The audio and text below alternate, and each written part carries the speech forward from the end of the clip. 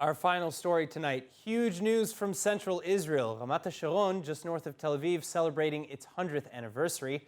But life in the area going back at least 1,500 years to the time of the Byzantine Empire. At least this according to new evidence unearthed by Israel Antiquities Authorities. The discovery including a large wine press, a gold coin, and a bronze chain.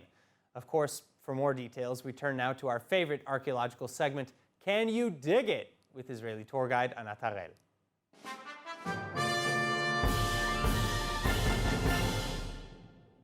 Anat, welcome back.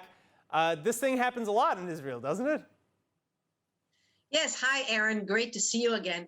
Yes, it happens all the time. You know, people start building things and construction all over Israel, and they have to invite the Israel Antiquities Authority to check out the place just to make sure that there's nothing there. And most of the time they find archaeological remains all over the place. Yes. How often does that, severely delay building plans? I feel like it's a lot. Well, it depends. It depends what they find. You're praying, oh, please don't find anything important. But when they find something that is significant, then either it delays it, but also many times the actual people that are building have to change their plan or choose to change their plans a little bit in order to adapt to the new environment of archaeology right there in the middle. And it actually creates some beautiful, beautiful projects that are put together. And it's this combination of ancient and modern that's actually the trend these days that goes in a cooperation between the Israel Antiquities Authority and all of the municipalities that are trying to build. Wow, so one day in this Ramat Ha-Sharon area, we could have the remains of an ancient city right in the mix with the new city that they're building there, which is very cool.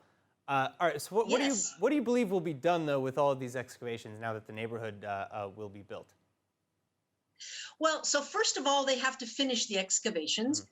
And then I am sure that the people building the neighborhood will have to adapt and maybe create an archaeological park with beautiful lawns and pathways and archaeological finds placed all over the place, or even a visitor center to say, like a little museum in the middle of the neighborhood, or whatever they want to build. The Israel Antiquities Authority is very happy to collaborate with the different villages and cities that are trying to connect the local today's community with the ancient past. And so there's many different examples of different projects that enhance the both.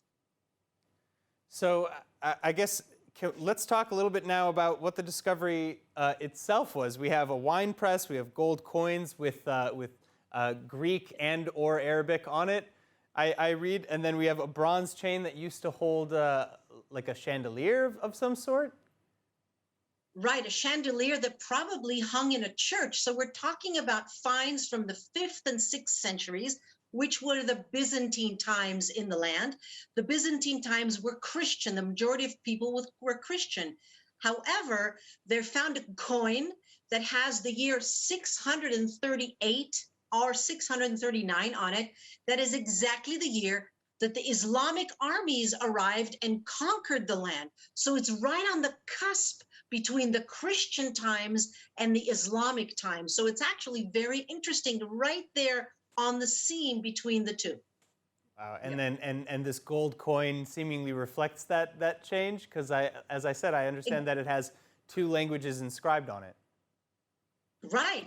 It's got the year on it, and it has something in Greek and something in Arabic on it as well. So it's also Byzantine and very cool. Used for both empires.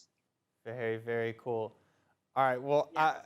I'm loving all these exciting finds, and I'm sure that we're going to find another one because we're always developing in Israel, as we've said. Anat, until the next Can You Dig It segment, thank you so much for joining us. Thank you, Aaron.